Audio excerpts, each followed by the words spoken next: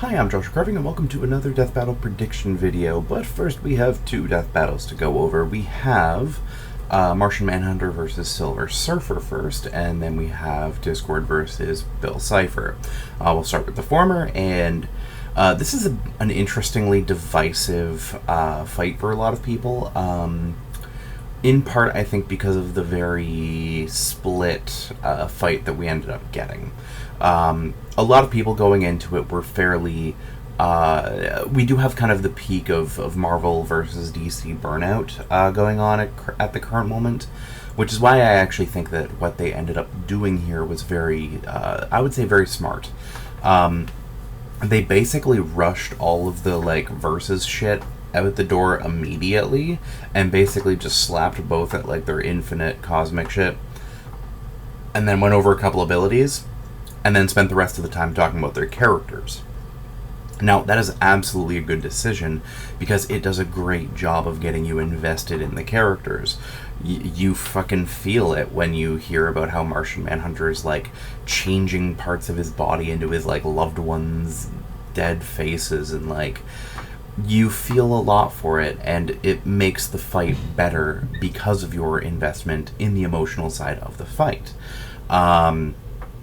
Honestly, going in, knowing what we saw from the preview, we really didn't know what direction that the fight was going to take. We knew that one of them had potentially summoned the other to the situation, but it was kind of unclear, and that's very much what came out in the fight itself. And with the fight, it was very... the front cover and the back cover were stellar. It was just a couple pages in the middle that were not holding up quite as well. The totally black and white intro, I almost wish that they had kept that throughout more of the fight. I know it wouldn't have really worked as well for a lot of the stuff, and there are probably better fights that you could use a black and white filter for. But one of the issues is that from I don't know, a minute to about, I would say 2 minutes into the fight. So basically the middle minute of the fight is just them flying around and shooting lasers. Not even in a particularly interesting way. There was the first person shot, and there was the use of the Silver Surfer NES game sprite, which the game over screen, that was funny. But just what they were doing was not terribly interesting. They really could have used a good bit of touching up on the middle chunk of the fight. Because after the clones all show up, yeah, that's where we're starting to get back into business here. Because basically then you have a few more powers being shown off. You have the surfboard being broken, but then him just summoning a new one. You have the dragon form. And then what is probably the best part of the episode, which is the ending of it. The voice acting was so good. The monologue, which they said in the analysis that the both of them are very philosophical people. This is absolutely capitalizing on what was lost in Goliath versus Beast. That was a fight where you had two philosophical characters who just stopped being themselves just to rip each other apart in a death battle. But this one had both of them asking why they were doing this, and it's probably the closest that any non-fourth wall breaking character has come to realizing that they're in a death battle. It's certainly an interesting angle to take, and these two are cosmically aware, so it makes sense that they would figure it out, in all honesty. And just the speech that's given is absolutely fantastic. The raw emotion for the final 30 seconds of the fight was so good, and then it finishes off with kind of going back to its Twilight Zone style. Overall, just completely stellar. Fantastic episode with just a bit of issues going on in the middle. I would honestly give this one a solid 8 or 9 out of... Well, I'll give it an 8.5 out of 10. That middle part of the animation, though, is just very dry. So then moving on to the one that we weren't going to do a prediction for because, Jesus Christ, these fan bases are rabid. Or rather, just the ones specifically arguing this matchup. Now, is it bad to say that this is actually one of the best episodes of the season for something that I went in not particularly giving a shit about? Like, the actual setup for the fight itself, like, I can't comment too much on the analyses because I'm not terribly familiar with the characters. I did quite like them. They had some decent jokes. And yeah, just everything building up to like the animation itself, including the two of them taking shots at each other throughout the analysis sections. But it wasn't in like an intrusive way. It wasn't where they were popping up and talking, except for the one part with Discord. But that was more him interacting with the hosts, and the payoff was very good. Him showing Wiz and Boomstick their voice actors is just a very funny concept. It is also of note that in Bill Cipher's opening section where it shows his name, it actually cycles through a bunch of people who are in the Death Battle community, and I'm one of them. So that's actually pretty cool. Feels neat to be technically in a Death Battle in a way. Cameoing, but it's very fun to have. It's something that I'll be able to kind of like show around as a little sign. You've been in this community way too long and it's affected your mental health. Just so then we come to an absolutely stellar animation, start to finish. The narrative that it has, the way the two characters bounce off each other, the animation quality is just so there. The various animation styles, because it wasn't just the sprites, it was hand-drawn elements, it was fucking puppets, there was the stop motion, just so much stuff there. I will definitely point out that the animation felt a little bit lopsided in Bill Cipher's favor, just in terms of there were so many more elements for him, but I can understand that because you kind of need it to be. He's such a more uniquely animated character, whereas Discord is a bit more straightforward, all things considered.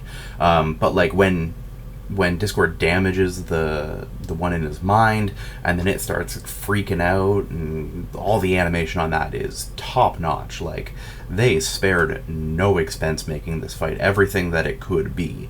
And the ending was very interesting.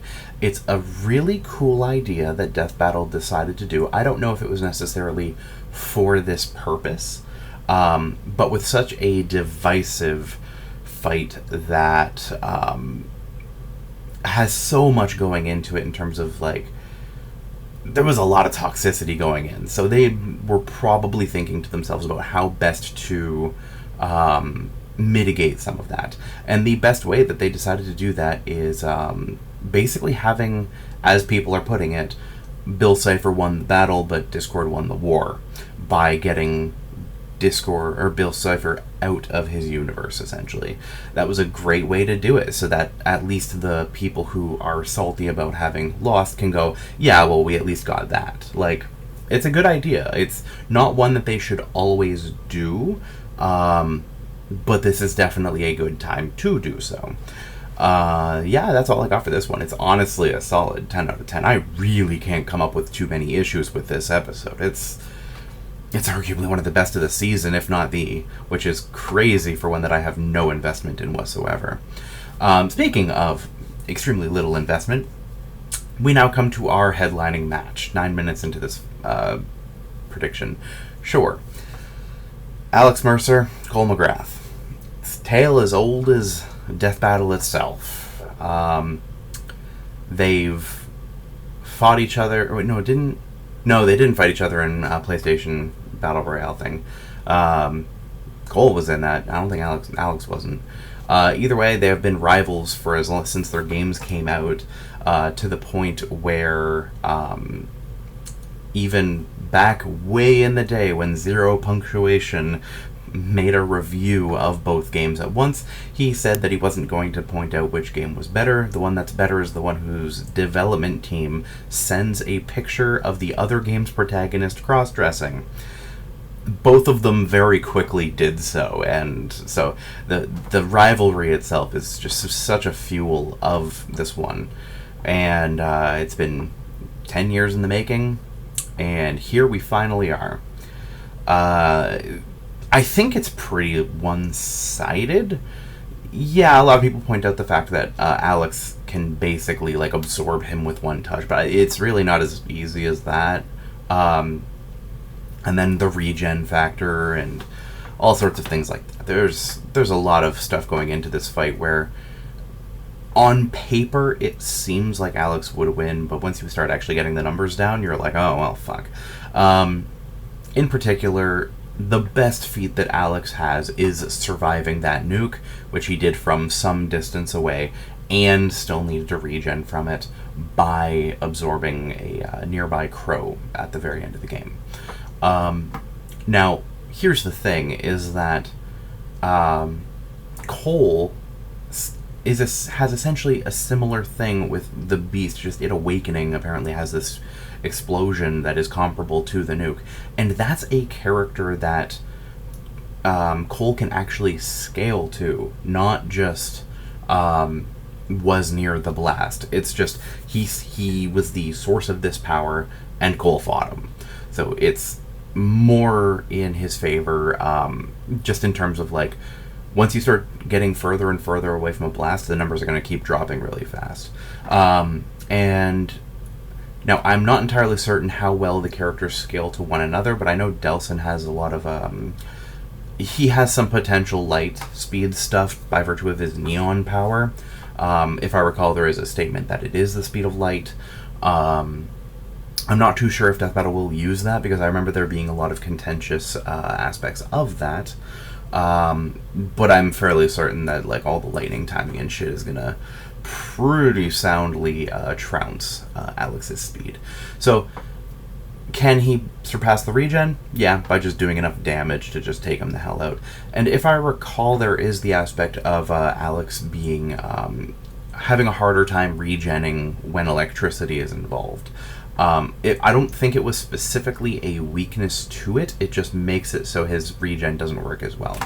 Because that was always a thing too, is people bringing up that Alex's biggest weakness is electricity. But in this case, it's not. I don't believe it's quite a weakness. It's more that.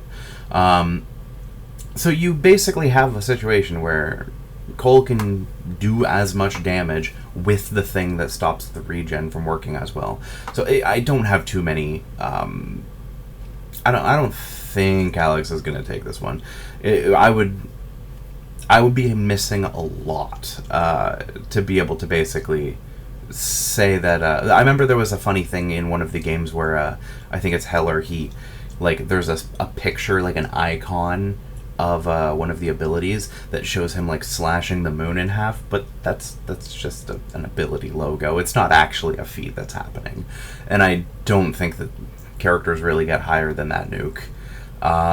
So yeah, it's a pretty straightforward one. What we saw so far of the animation was all right. I won't say it was the best, but what tends to happen with the 3D fights, usually the first 30 seconds to a minute is kind of jank, but then they find their stride and they pull through it with a lot of really cool shit by the end.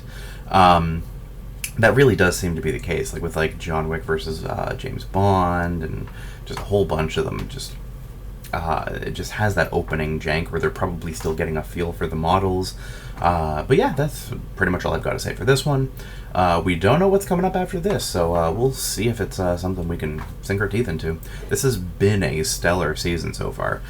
The worst episode that we've had is Man vs. Adam, which is a perfectly fine episode. It's a solid 7.5, and when your lowest one is a 7.5, no complaints.